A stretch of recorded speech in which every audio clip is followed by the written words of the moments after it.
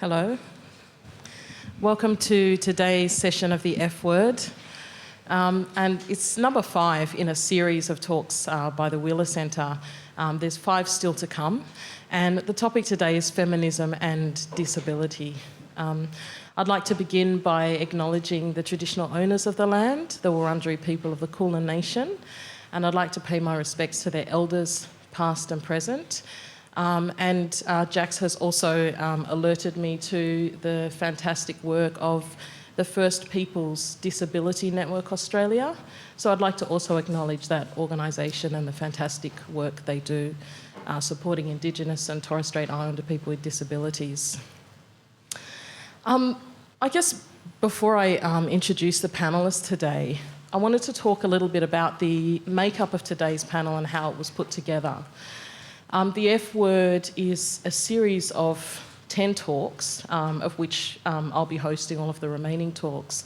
But I see it as my responsibility, or part of my responsibility as a host, to, in circumstances where I may not be across a particular topic or might need support, to have a co-curator who puts together a panel with me. And we have a discussion about what kind of topics might come up and what it might be appropriate to discuss. So my co-curator for this evening's event has been Jax, and I've been honoured to have discussions with her and get help where I've needed it. So without further ado, what I'd like to do is introduce our panellists for today. The first is Jax-Jacki Brown. Jax is a feminist, disability and queer rights activist, a spoken word performer. She's got a BA in Communication and Cultural Studies with honours, which focused on the intersections between queer and disability identities. She's the independent producer of Quipping's Disability Unleashed and a co-producer with Kath, I believe, at the moment. Yep. A performance troupe. And she's also a freelance writer and workshop presenter on disability and sexuality for university departments and health and disability organisations. She's been published by many organisations, including the Feminist Observer, Archer Magazine, Daily Life, and for ABC's Ramp Up website, and is a regular columnist for Melbourne Community Voice. Jax looks forward to having bold, strong opinions, engaging discussion, and ramping your mind. And when we were talking about whether or not I was going to sit in the audience for this panel or on the stage, Jax assured me that the panel would get that out of order that I would need to sit on a stage. So I have incredibly high expectations of disobedience from everyone on the panel. The next person I'd like to introduce is Naomi. Naomi Chainey is a freelance writer, presenter and television producer. She's a feminist, atheist and disability rights activist. She facilitates media skills development and access to community-based platforms for people with disabilities to tell their own stories. And she's currently producing the F Word, which is a multimedia project set to bring about discussions about feminism to the community, television, podcasting and the web. Next, I'd like to introduce Jessica Knight. Jessica's a Melbourne-based feminist, writer, poet and artist, and I've just finished reading her incredible book, which we'll hopefully talk about a bit later, called Tongue Between Teeth, a book of poetry. She won a Creative Partnerships grant in 2014, and her writing has been published in the Victorian Writer, and her artwork was shown in a 2004 group exhibition at D11 Docklands called Paper Dolls. 2014, sorry.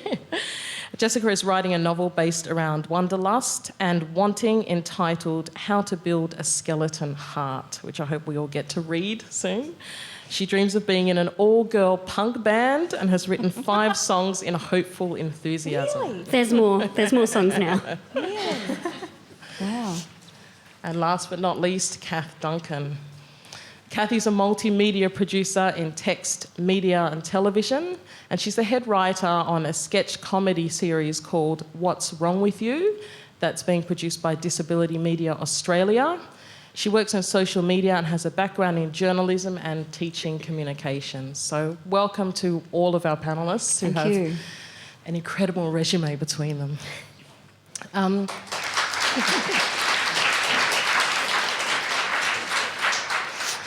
So I wanted to start with a poem from Jess. I always love having poets on the panel. I'm a poet myself. My name's Maxine Beneba Clarke. I haven't introduced myself yet.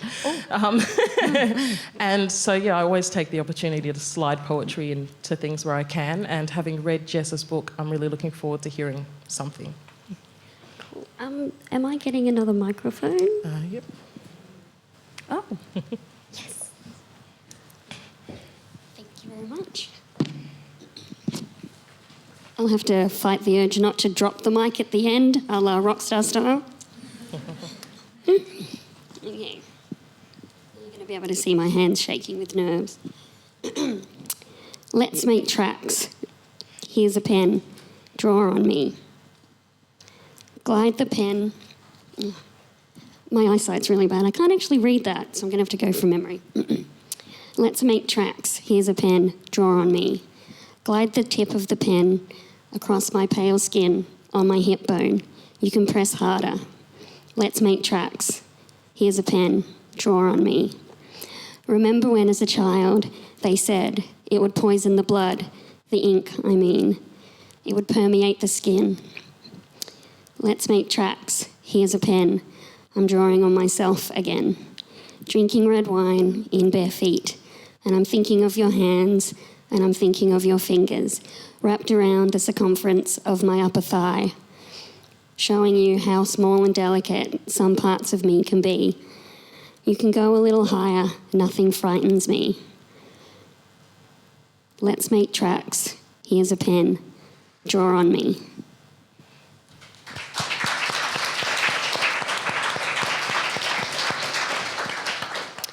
My poetry book will be on sale afterwards. It's $25, but if you pay an extra $5, I'll let you touch my transplant scar for good luck. Just consider that.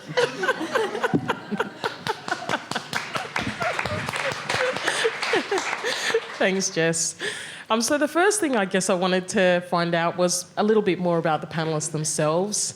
I guess I'm interested in knowing how each of you came to feminism, whether you had strong feminist role models in your lives. At what point in your life did you realise you were a feminist? You're looking at me? Yes, I'm looking at you. Excellent. I thought about this one. Picture this. It's 1972 and it's summer and I'm, that transition between 10 and 11. I'm part of a big family. There's sort of 5 of us, siblings really, and we're all fighting over the TV while Mum is trying to vacuum around us. And Mum has been reading this book. I'm fascinated by adult books, fascinated by text on page. And this is one of the biggest books I've ever seen. It's a big white cover with big pink letters on it and it goes... Germaine Greer, the female eunuch, and Mum has been reading this with a dictionary and she's underlined words and I flicked through it hoping for dirty things and I can't really understand it, but Mum's been reading it obsessively and suddenly in the middle of our squabbling at the TV there, Mum throws down the vacuum cleaner, turns it off, goes, "I'm over it, I quit," and walked off. Well, such a thing had never happened and I left it a minute and then I went to find Mum and she was on her bed reading that book again with the dictionary and a pencil and 2 things. Mum is a person and books change lives. That's when I think I became a feminist then, yeah. Incredible. And what about you, Jess? I was raised Mormon, so it took me a lot longer to decide that I was a feminist. It wasn't until I moved to Melbourne when I was 23 and the wonderful women who would eventually befriend me made me realise why I'd always felt so desperate and suffocated by the religious upbringing that I'd had, even though my family is awesome and I love my mum and dad 2 bits. I mean, I've got my dad's kidney inside me, which I might add is another feminist conundrum of mine. And my dad loves it because he's like, haha, what are you going to do now? You can't be a feminist anymore. And so it wasn't until, I made friends with women in Melbourne and I started reading, Helene Sassoon and things like that and discovering Bikini Kill and Kathleen Hanna and all of that kind of stuff. And I fell in love with it because it made me realise that my anger was warranted. And that's why I love feminism, because I don't have to be a nice girl anymore. There's no there's no judgment there. And so that's how I became a feminist. The rage. Thanks. Naomi? I think for me, my journey towards feminism was actually sort of happening at the same time as my journey with disability rights, because both sort of happened when I was 22. When I became very ill. I have chronic fatigue syndrome. That's my disability. But what I discovered very quickly, when I was desperately trying to research things, looking for ways to get better at that time anyway, was that it got referred to as a women's illness, or an illness that is associated with women. And it is like 2/3 of people who have chronic fatigue syndrome are generally women, so it's a high percentage, but not amazingly higher. But one thing I noticed was I kept running across articles where they would say, oh, this man has chronic fatigue syndrome, and isn't it terrible that he's got this women's illness? And it was this bizarre thing of like, okay, hey, this, it's no better or worse depending on your gender actually being this ill.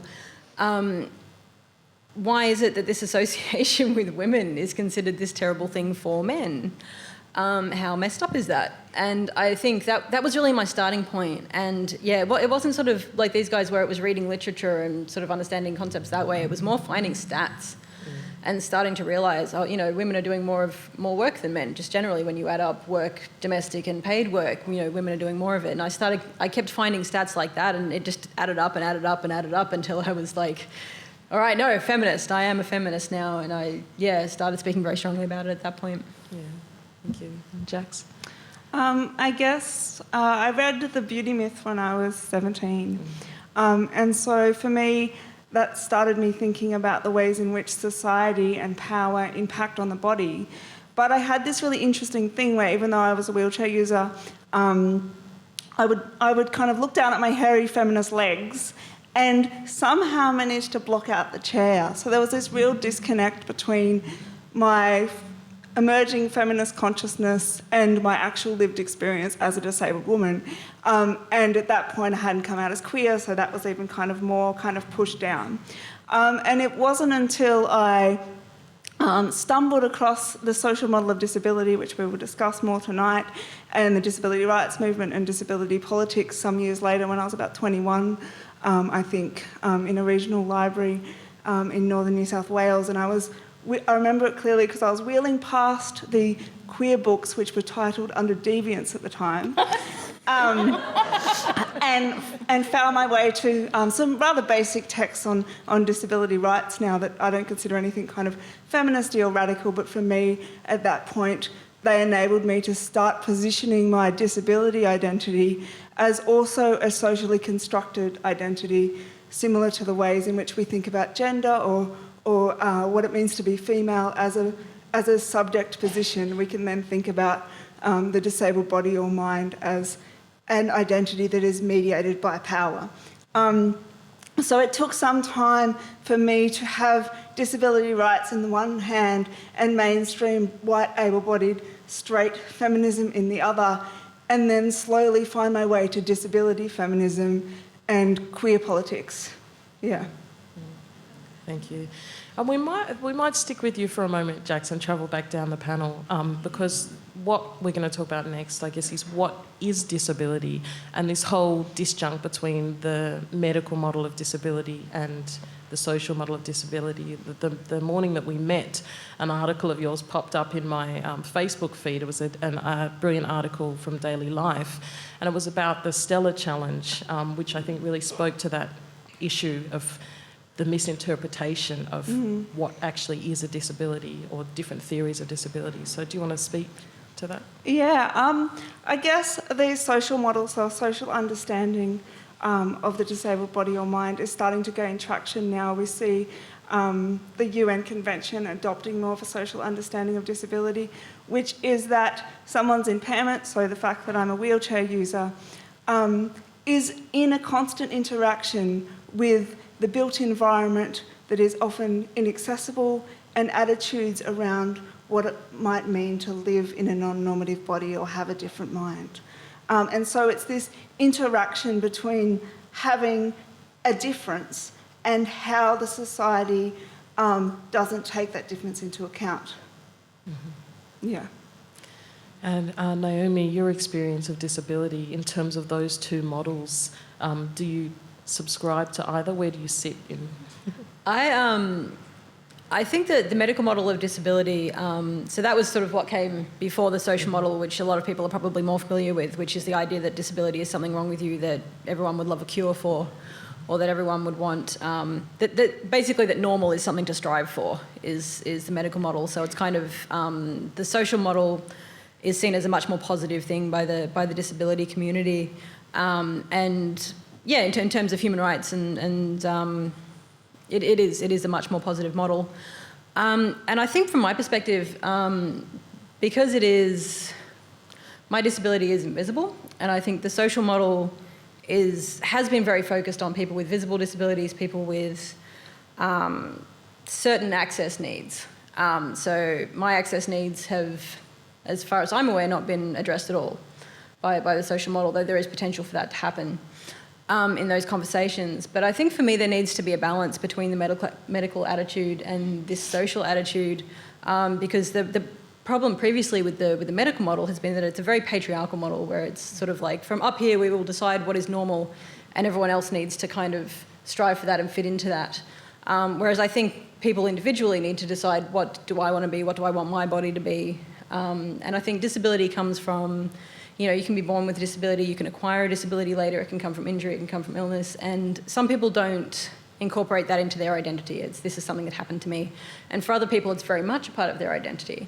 And I think there needs to be very sort of individual, people need to be able to decide individually what does that mean for them. And there needs to be support of that for individuals rather than demanding that people fit into one model or the other in terms of their own disabilities and their own autonomy of like how they would like to see that. So I think I would like a new model is basically my thoughts on that. Yeah. What about you, Jess? Well, recently I just discovered that I'd been suckered into the medical model because of my kidney transplant, and that basically fixed everything. And then because of all the doctors like, oh, you're fine now, and I got excited and I thought, well, if they can fix that, maybe I can get my eyes fixed because I've got cataracts and like narrow vision, and those who know me will know that I struggle a lot with seeing things that other people will see, which works in my favour sometimes. But there's also a hilarious amount of misdemeanors and awkward social situations where people will see me at a party or something and we'll talk, and I'm amazing and hilarious as usual. And then I'll see them on the street. No, they'll see me. I keep saying, I don't see anything. They'll see me on the street and they'll act like we're friends. And because it's a different environment and it's daylight, I don't actually know who the hell they are. And some of them get really pissy about it. Because they don't realise, and I'm pretty upfront. I'm like, I'm sorry, I have no idea who you are. And they're like, but we had that great conversation and you were really funny and awesome. And I'm like, I can't keep up with all the brilliant things I say. So recently I got excited about this medical model. I'm like, well, they can fix my eyes. And I went to the eye and ear hospital and I was basically told that they can't fix my eyes. There's no way that they could do it. The risks outweigh the pros and all of that kind of stuff. So I have to embrace this instead of trying to fix it. And this is a very new thing because I was pretty pissed about that because I honestly thought that I'd be normal and it's not going to happen. So yeah, either a new model or I think the social model. Is that where you embrace what's wrong with you instead of trying to fix it? It's more sort of, it's not necessarily, the word wrong is probably not right for the context of the social model. It's more just this is what I am. Yeah. And this is, like an acceptance by everybody would be great. Yeah. Yeah. Cool. Then that's what I want. Well, if these guys have just landed on where the social model becomes complicated. I mean, I think these models and theories are only really handy if they somehow change the way through which you see something. So if you think of, the medical model as being, certainly what I grew up with, that sense of it's my private tragedy. I mean, that sort of word of tragedy always hangs around the medical model. Social model bringing into this sort of notion that if only there were ramps everywhere, Auslan everywhere, captions everywhere, comfy chairs for Naomi with no chemicals there and all this, doubtless other things, blah, blah, that we'd all then somehow be normal. So in a sense, you know, the social model, I think, really took a diversion from that sense of personal tragedy, but sort of somehow in some sense ended up in a similar kind of terrain. And then luckily the feminists came along, took hold of it and shook it about. So you've now got this sort of sense of, you know, questions really around if you have all these limitless access things, am I still weird? You know, because I'm still a variation on the human form. How weird am I? Am I less weird here, more weird there? And so it's that kind of sense of kind of the personal interacting with, you know, the political, the outside, the externals and so forth. And I think, you know, one of the reasons why we're all really excited about this tonight is there's lots more questions than we have, you know, definitive kind of endpoints here. And in fact, you know, I certainly feel, Jax and I are really into disability theory, really. We're on this curve of this new wave of thinking about people and each other and the interactions there too. And it's actually a really exciting place to be. But yeah, it opens up more problems than it opens up answers. Mm-hmm. And disability feminism. What is disability feminism? Oh my God, how does it differ? Yeah, how does it differ from... You know, how did it come about? Well, pretty much what I'm saying. I mean, in the beginning, the social model was hugely revolutionary because it started from the UK mainly, a group of mainly guys who were living in kind of, you know, institutions. In those days, you could end up in an institution with, you know, just if you stumbled walking. Anyway, everyone that was worth knowing was in institutions in those days. And I understand that it came via sex because one guy was told, you can't have your girlfriend stay here, that would be indecent. And so some of the greatest things come from sex and sexual need. That in a sense they start saying, well, you know, I'm the same as any other guy or woman out there. I have these needs. Why aren't they being met? And just looking at the environment. But the feminists basically took hold of it and said, well, what has this done for women exactly? And where do women fit into this? And I love to see it in the middle of kind of both those, you know, poles of activity because as Jax has pointed out, there's lots of parallels in feminism to disability and there's sort of differences and disagreements there as well. But I certainly call myself a disability feminist or whatever. But personally, I actually think just me, disability studies is better. Okay. Just to add to that, I think that so the disability rights movement began in the UK and then spread to the US in the early 1970s. It ended up here somewhere. Yeah, well, it did somehow. And interestingly, so it was straight white men in wheelchairs predominantly that kind of headed the movement, but there was always women in those spaces speaking about their experience, their lived experience. But what kind of happened is there was this really big split between what was presented as the political or the external barriers which men were fighting to overthrow, so like access to housing, access to employment, access to transport, all these kind of the men's domain of public life, and then the women's issues, which were very much seen as they should be kept private, they're personal, they're not political. And so that kind of battle went on.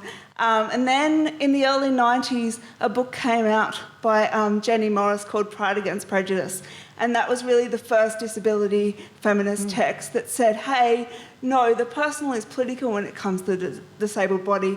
My desire to be a mother or to parent children or to be in a relationship is just as important as whether or not we can get on that bus.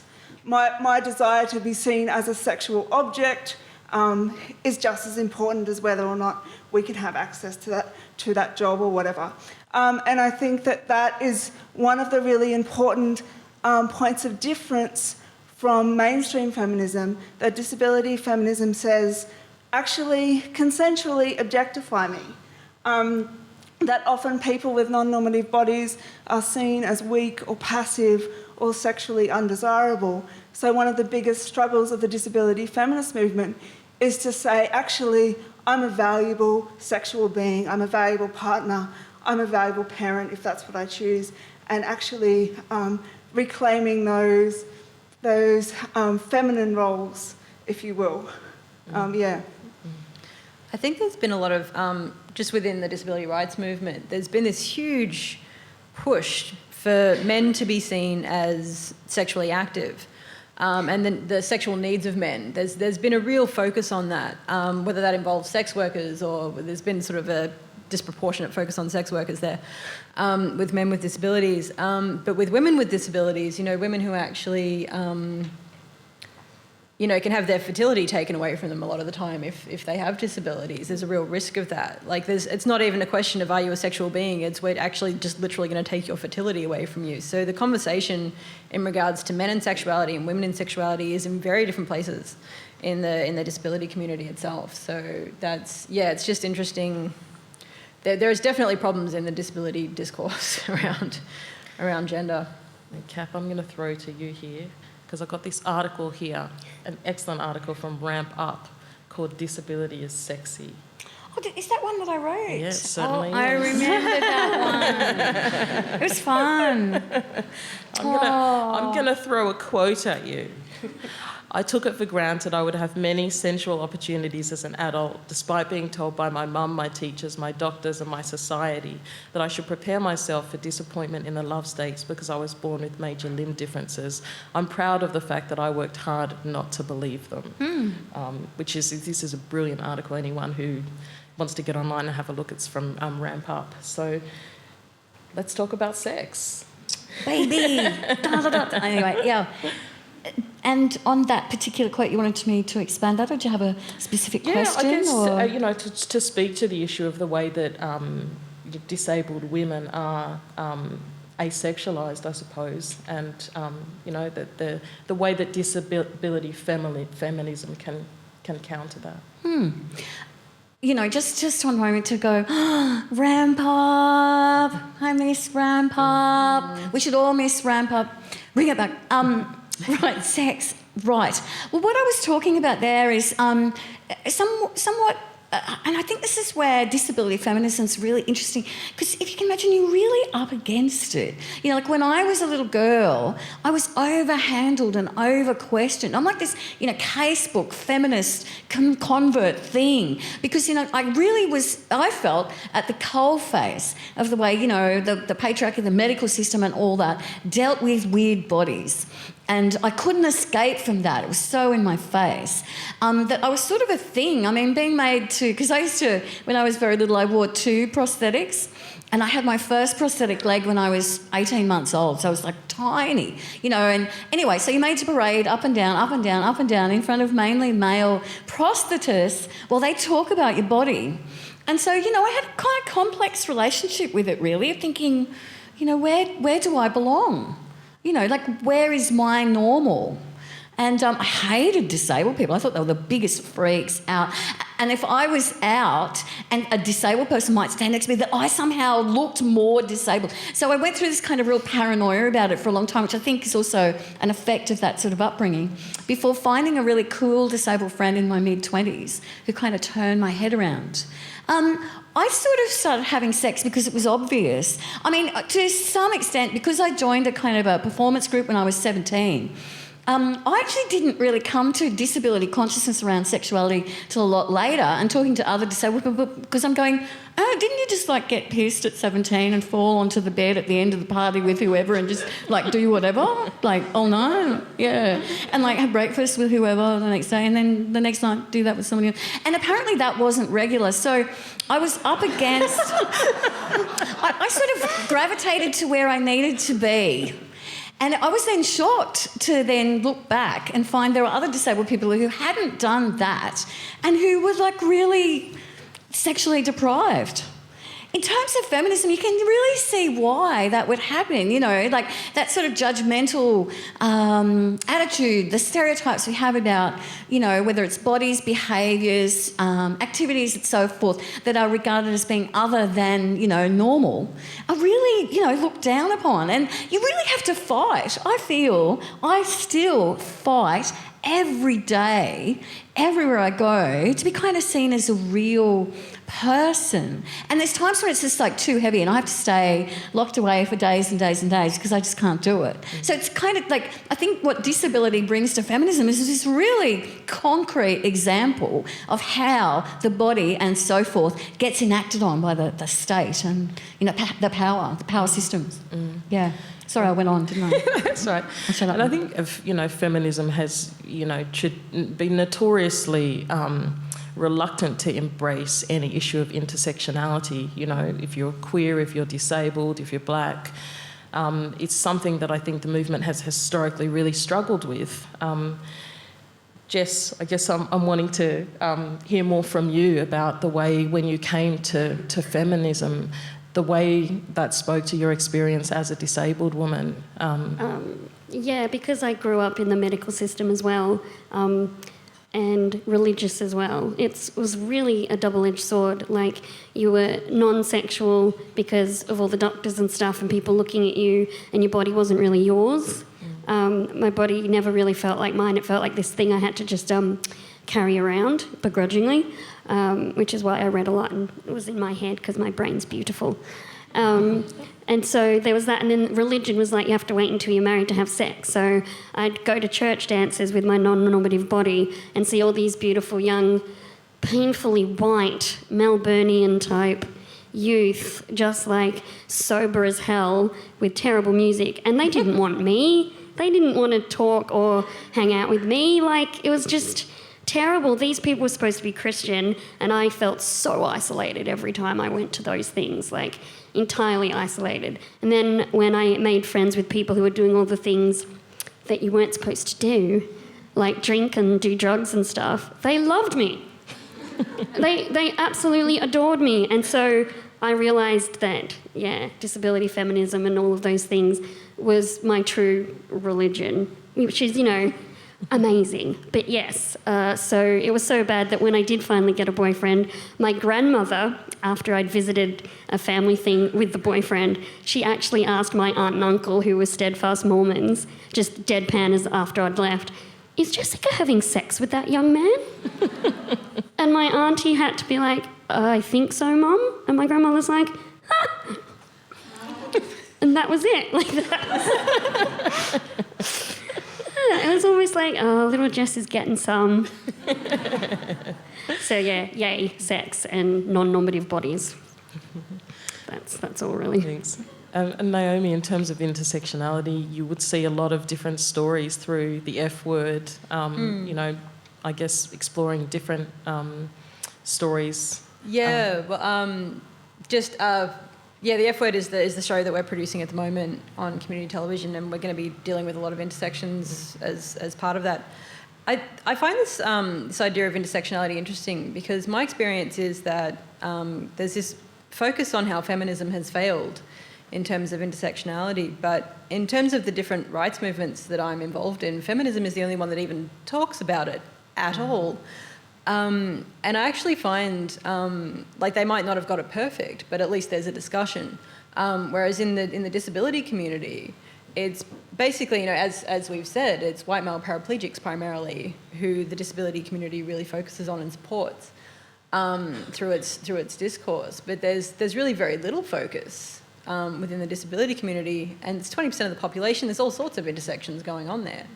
But in terms of intersectionality, I feel like this should be something that is really pushed in all movements. And I actually feel like feminism, at least right now, is having a good conversation about that. Whereas, I've been involved in the disability community now since about 2008, and you have to be specifically at a Women with Disabilities event for that to become an issue. So it's one organisation in all of Melbourne, and at their events, issues specific to women with disabilities will be brought up, but it's kind of just generally, so I think in terms of intersectionality, I think it should be brought up as something that should be important to all movements. Mm-hmm. Yeah. Is my thoughts. Oh, I don't entirely agree with that, but I'll let Jax say something. Yeah, I know, I don't entirely agree either, because I think we're all part of the disability rights movement. We're all disability feminists. We are. Yeah, and I think me being in space and me talking about being queer and disabled and all that, I bring that intersection into those discussions. And I think it's a really interesting bind that the disability community is in perpetually, which is this idea that everyone's experience is so diverse that we have to allow space for such a diversity of impairment to be brought and spoken about and talked about, that maybe that's part of the difficulty as well. Then how do we bring in these other parts of identity on top of that into those spaces?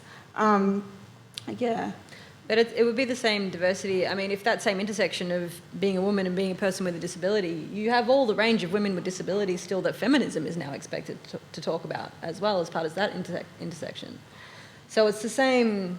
I mean, I take issue with that notion of the disability community. I'm not originally from Melbourne. I'm from Sydney and have spent a lot of time in northern New South Wales, which is where Jax and I know each other from up there.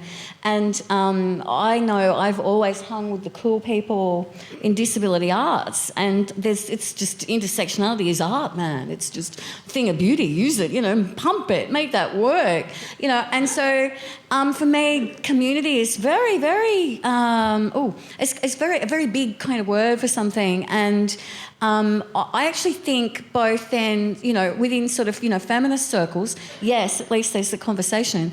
And within disability community, I mean, me and Jax work in probably like the bentest group of crazy, well, that's a bad word, but, bentest group of colourful, disabled people here in Melbourne that you could probably imagine. And we probably know, both of us, networks of such around the world who just, I don't know, fart all over stereotypes about how they're meant to be, or white cis guys in wheelchairs and shit, and just sort of take that idea about disability and just make it really elastic, and I guess, the diversity thing is one problem. How do we talk for everyone with all these different, situations and class and, background and culture, language, all that. But at its best, for me, the disability community is this, like, big elastic thing, that just keeps grabbing. I mean, it's funny, people say, oh, so-and-so became disabled. Isn't this dreadful? There's part of me that goes, yes, oh, gee, that's bad. I shouldn't have said that.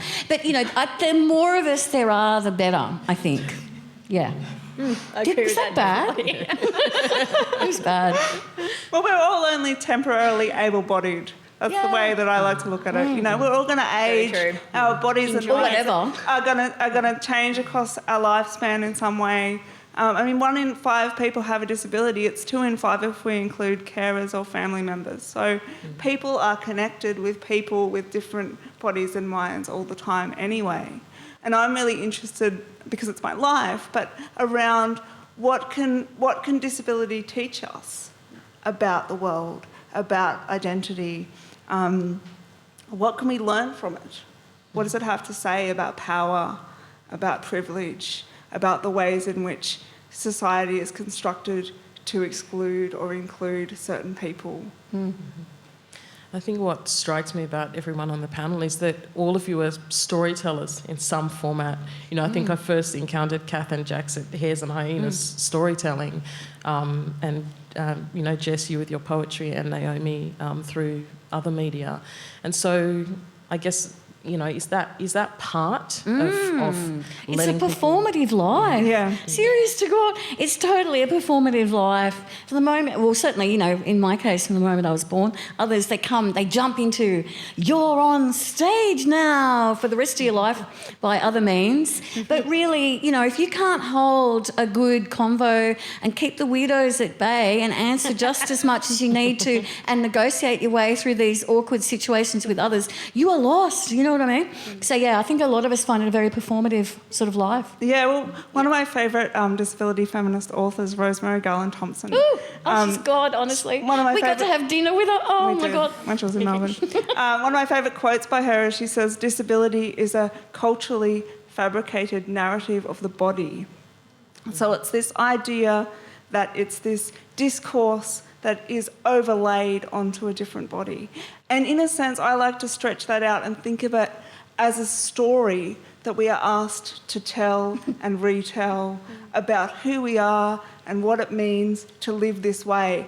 And I think the amount of times I get people come up to me, complete strangers, and kind of step into my space and like, you know, say what is wrong with you as an opening question is just boring and repetitive and so frustrating. And it's a kind of particular story that those people want to hear. They want to hear a story of tragedy and triumph. Or triumph. So I feel we often get caught in this bind of either you live this terrible, tragic life and that's the story they want to hear, or, oh my God, you put your socks on for yourself this morning and you got up and you're out and about, aren't you wonderful? And so that is a perpetual place of frustration in my life, is being asked to narrate a story, and then of course I deviate from that story and be like, no, hey, I'm on my way to do this thing, or I was just checking out this woman or whatever. And it's like anything that I say in that moment that deviates from the story that they're expecting to hear, I become almost unintelligible in that space. So they can't actually comprehend that I might be happy in this body, that I might love this body and this life, that I might be queer, anything else, because in that moment all I am is this thing for them. An aberration. Yeah. And something that they presume to know. And how do they presume to know it? They presume to know it because of the ways in which the media portrays people with disabilities as these people that live these tragic lives, or that are overcoming this massive adversity and climbing a mountain on their hands and knees. Like, people aren't taught to view it as a valuable part of human variation, and that we live full and complex and messy lives like anyone else. It's interesting, because all of that is something that, for people with invisible disabilities, there's entirely different narratives that you fail to follow. There's the narrative of illness, where you are expected, if you become ill, there's a story of, oh, we're going to look for a cure for that, and either you're going to be cured or you're going to die. That's kind of the two endings to that story. And for those of us who actually keep living with this level of sort of invisible illness, you've sort of failed to fit into either one of those narratives, and people kind of don't know what to do with you. They don't know what to expect of you. They either expect too much because you look like an able-bodied person, so you're going to be treated like an able-bodied person, and there'll be all these expectations that you can't follow. So it's almost like the opposite problem that a lot of people with visible disabilities face, where it's expected that they'll do nothing and anything they do is inspirational, which is a terrible narrative. But then when you've got, when you as a person with an invisible disability, you don't get the inspiration narrative, you get the you're freaking lazy narrative. So you've got this, it's almost like you've got to fight to, in terms of what you were saying about the storytelling, like that actually became very, very important to me, to be able to say, this is my story, this is the reality of this, and there needs to be a new narrative here in regards to invisible disability, so that people have something to understand. And your article, I think, perhaps also on Ramp Up. Yes. Passing is not a privilege. I also miss Ramp Up. Yeah, and you talk about people with invisible disabilities who have been put in mental institutions, forcibly because of this issue of just society and not being able to die digest in those situations, because they're being treated as though they have a mental illness when what they actually need is physical care. And people have like my disability is chronic fatigue syndrome. There's a woman in the UK who actually died after being sectioned for 3 weeks because her condition was not great, and they treated her like she had a mental illness and basically said, start acting like an able-bodied person. She couldn't do that. That wasn't ever going to happen. She just grew more ill until she died, and that's basically just the social narrative around it is so terrible that sort of thing is allowed to happen. And this was in the UK. This was not. This is in a country where you expect the medical care to be a little bit better than that. Jess, in the foreword to your poetry book, you talk about being unable to work on longer narratives and finding poetry as a way to kind of talk about your experiences. How important is art in terms of your expression? It was so important because when you've got chronic kidney disease, I experienced similar. I had to not work and stuff. And then I'd meet people because I quit a writing course because it was rubbish, but also because I was ill.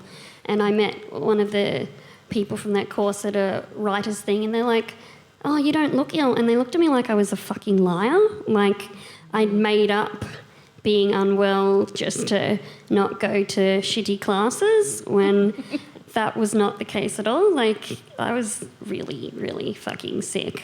And people don't believe it unless they can actually see, like unless you're, I guess, vomiting in front of them or something, then they'd believe that.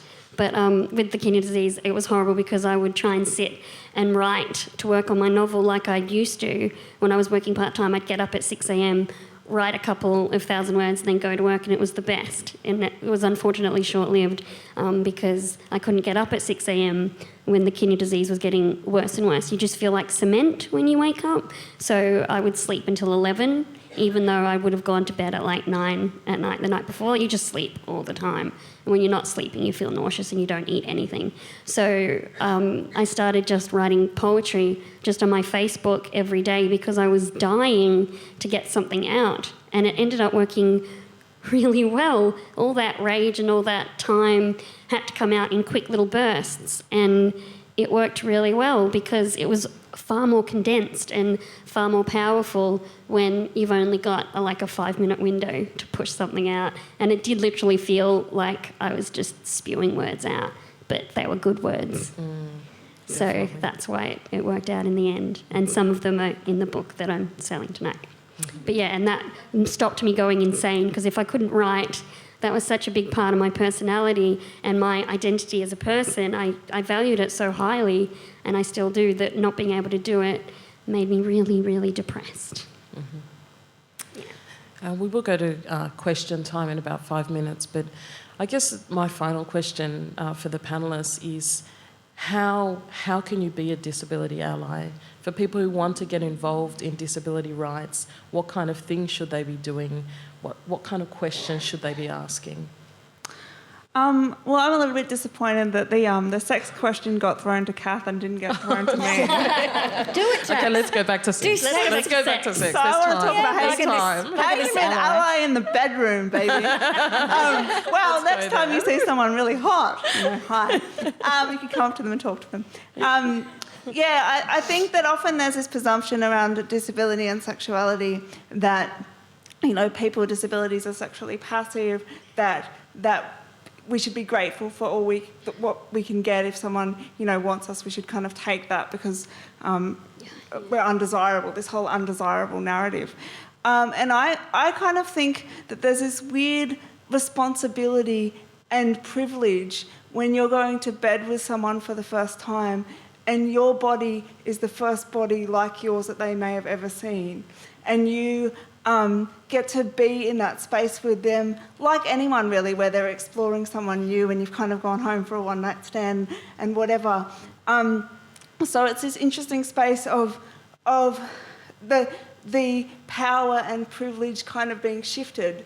And I like to kind of play with that and explore ideas around who they might expect me to be and what they might be expecting from a woman with a disability. Like I've been going home with women before, and they've kind of, it's been 2 a.m. in the morning, we've been in bed together, and they've started talking about how they feel bad about a part of their body because they presume that I must be able to relate to that because, of course, I'd be feeling terrible. And while I'm a feminist and I'm wanting to be supportive in that, I'm kind of also going, hang on, this is a one-night stand, we're clearly into each other, we're here for a particular reason, don't presume that I'm necessarily going to be feeling negative. I would say that get on board with the social model of disability, understand what that is and how that shifts the perspective from being one of the person's impairment being the issue to looking at the ways in which society and attitudes restrict access. So do some research into that. I would say that that's been the major thing that's really changed my life and my perspective on my body and my agency.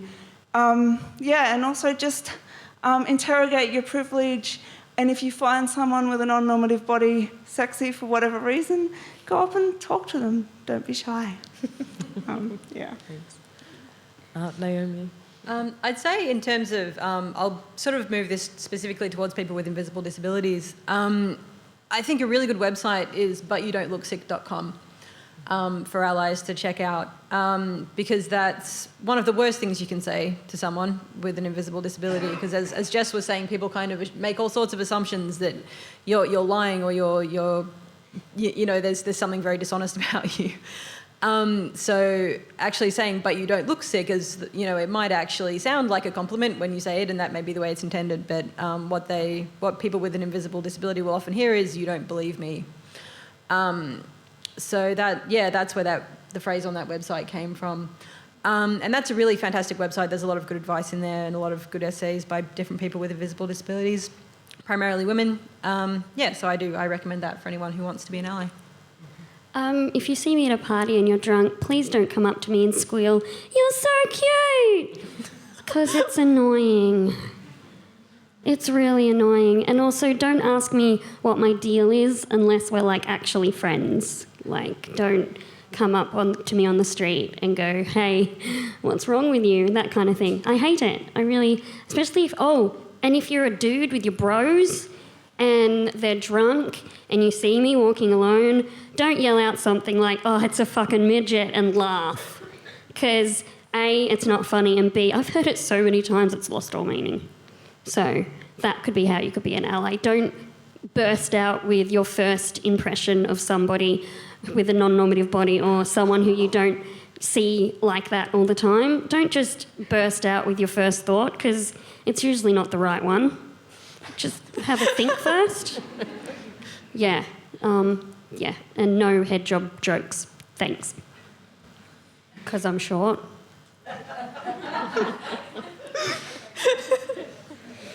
I guess Google ableism.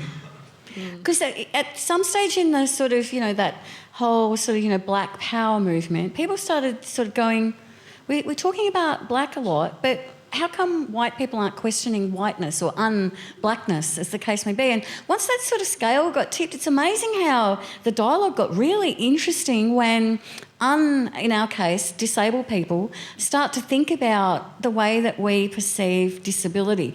I've been to photo exhibitions of disabled artists and so forth, and you'd be amazed how many people come up to me, you know, because quite often I've launched them, come up to me and go, "This has really made me look at myself." You know, and if I was going to say, if you're going to be a good ally, that really that's the thing to do. You know, Google ableism and think about how you actually see yourself, and then therefore how you might see other bodies and behaviours and different states of being, and sort of, you know, take that all into account. I think for me, have we got any academics in the house? You know, I've got a particular ally demand, and that is, look, I'm so ancient now. Like, I used to do lots of academic blah, blah, blah. These days, I only really like to write filthy erotica, right? So what I'm trying to do is to persuade academics to work with amazing people like me to make my work look smart, because I've forgotten how to do it. So if I was going to make a specific ally demand, it is that. Because I was sort of thinking, you know, I was offering up this filth I'm trying to fob off on some publication overseas to a few of my disability studies academics. They were going, "Hey, you should do that yourself, Kath." And I'm trying to go, one hand, too old, couldn't be bothered, you do it. And so, you know, I'd be very, very happy to share some of the writing of the wisdom of the filth of the ages that I've come up with someone who can kind of package it for a decent sort of publication. Anyway, so that's just my thing. Any academics in the audience see Kath See me later. Oh, great deal. So we might take some questions now. There's going to be 2 microphones, one on this side and one on this side. So if you raise your hand, a mic will hopefully come to you quite soon. Ooh. Hello. How do you guys see the place of mental illness in the disability movement, and why do you reckon so many people with mental illnesses don't see themselves in that movement? Do you reckon it's ableism or something within the community that doesn't see that as part of being in the community? I think mental illness stuff is still so stigmatised. You know, you're talking about, you know, groups within groups, because it's in this unspoken hierarchy we prefer not to talk about. There's that sort of sense of, you know, people with developmental delays and people with psych, you know, difference or, you know, mental illness, as the case may be, being in this group of, oh, those people, almost the too hard basket, you know, even for other people within the disability movement. And I think it's a tragedy, because if you think about all the great art and writing and text and music and so forth that, you know, exists across our community, it's really, a lot of it comes out of that whole, you know, mental health, ill health sector. So, yeah, I find that a problem. I think we need to sort of embrace that more myself. Comments on that one? I do consider it, because I've got a psychology degree, and I do consider it a serious problem that people have, and I personally think that it is just as problematic and stigmatised as other disabilities. Just because you can't see it doesn't mean that it doesn't destroy lives, and that it can be really, really hard to get help. Yeah, I think, just what Kath was saying about the hierarchy, there is definite factions within disability. There's invisible disabilities, there's mental illness, there's people with physical disabilities, there's people like autism is its own sort of category, and I think people with hearing impairments are often quite excluded because, you know, sometimes people don't get interpreters, it's harder to communicate.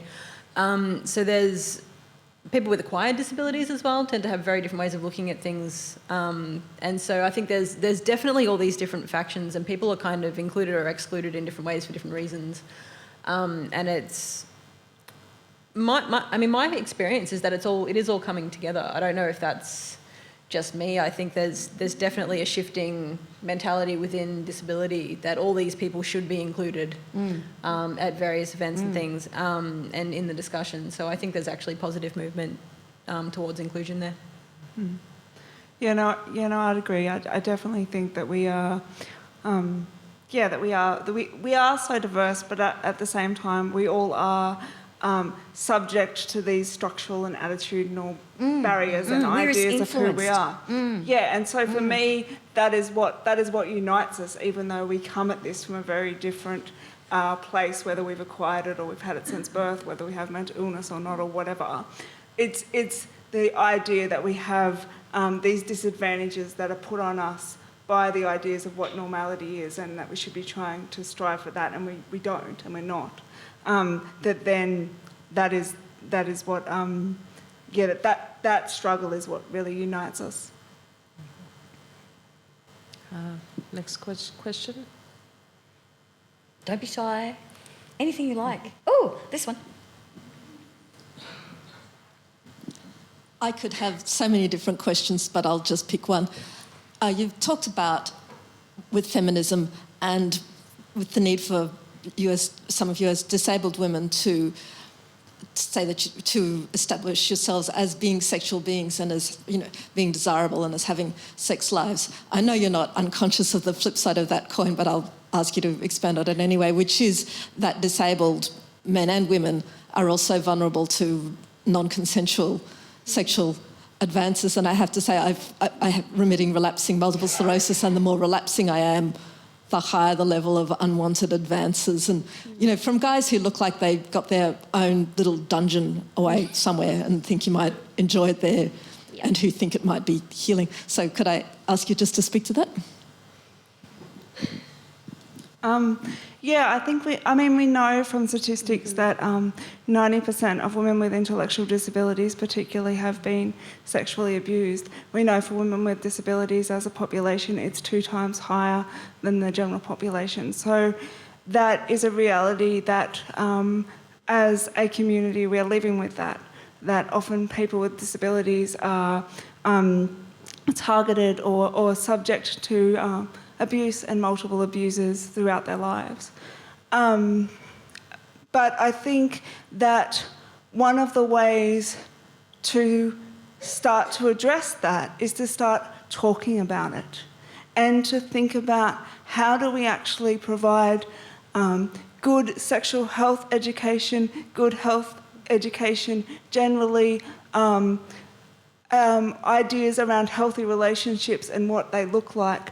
I think particularly for women with intellectual disabilities, there's this idea that if we don't talk about their sexuality, then they won't become sexual, because interestingly, women with physical disabilities are stereotyped as asexual, but women with intellectual disabilities are often stereotyped as hypersexual or uncontrollable. So there's this social stigma around, if we don't teach them about their bodies, if we don't teach them about their sexualities and what healthy relationships look like, then they'll be protected.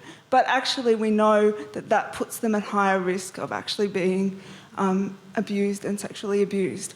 So we need to start talking about it and talking about it publicly, and putting it on the national agenda in the same way that violence against women is now being talked about, which is great. But we actually need to start talking about violence against women with disabilities and what that looks like and what to do about it. And making violence prevention centres and programs inclusive of disability, both from a physical access point of view, but also including this knowledge around stereotypes, around the lived experience of disability, and making it accessible to people with different kinds of cognitive impairments, different ways of understanding things. I think though that you might say that the flip side of that, or another way of looking at that too, is that that sense of kind of risk, possible violence, hyper vulnerability and stuff can also be a really oppressive thing for women. So disability is it's a complex kind of thing, because you've got to acknowledge that we are, certainly the statistics say that violence is an issue, and then you've also got to be able to say, but we need to be able to take risks as well, like everyone else, fail, make mistakes. It's not all going to be safe ever, for any of us. And maybe, we can embrace that. But it seems that the potential risk of someone, hurting me or whatever is greater than another person. And maybe that's the case. But the effect of that can mean that, at least some of us sit at home thinking, oh God, what if the person that looks interesting on Grindr or whatever, that I go out as some psycho, and of course they're going to be able to, get me quicker than they get somebody else who doesn't have these impairments, blah, blah, blah. To be able to kind of live within that world of potential danger, but to be able to say, I have the right to take risks. I think there's a big thing in there about autonomy as well. Because you're sort of talking about you personally taking risks, but I think there's this real perception of people with disabilities as not being autonomous beings. And I think you've sort of got the double whammy there with women with disabilities, where the autonomy of women is, and feminism deals with this a lot, is sort of not considered to be on par with the autonomy of men. So, and then you've got that extra sort of, people with disabilities are not really their own people, they're kind of owned by their families or whatever, and it's terrible, terrible ideas that come with that.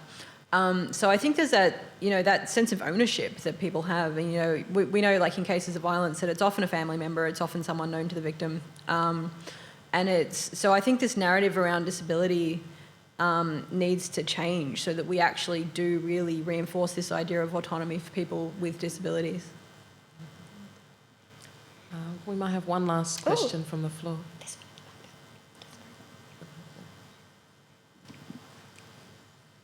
It's a great danger to contact you. Been really interested this evening that there's been a strong focus on personal narratives as being the way of expressing relationships with both disability and with feminism. I work with people with acquired communication disabilities who are not able to express themselves in the way that they had previously been able to, and I'm wondering whether you have any suggestions as to how we can empower the people that we work with to regain their involvement with the feminism and the disability movement as well.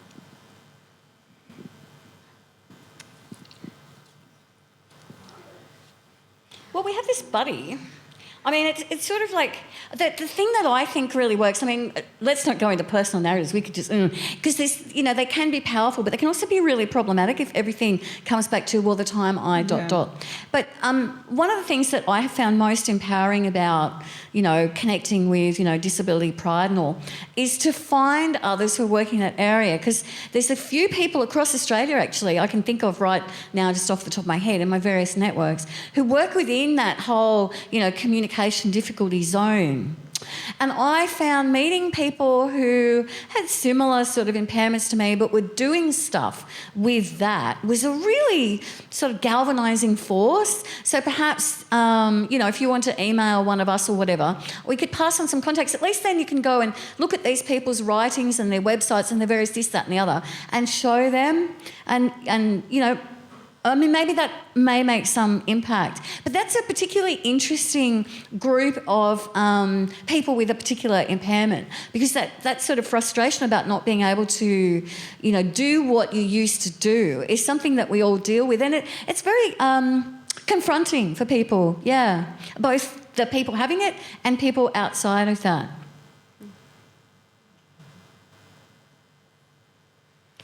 Okay, we might wrap up for this evening, but before we do, I actually wanted to plug a few events.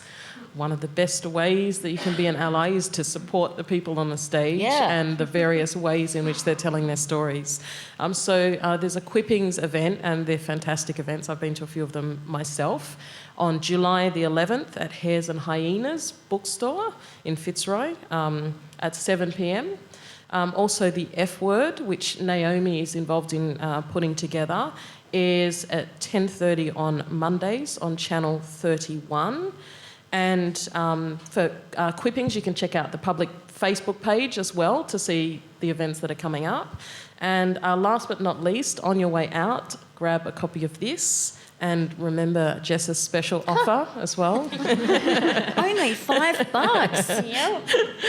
Let's give a big hand to our panellists, Jax, Naomi, Jess and Kath.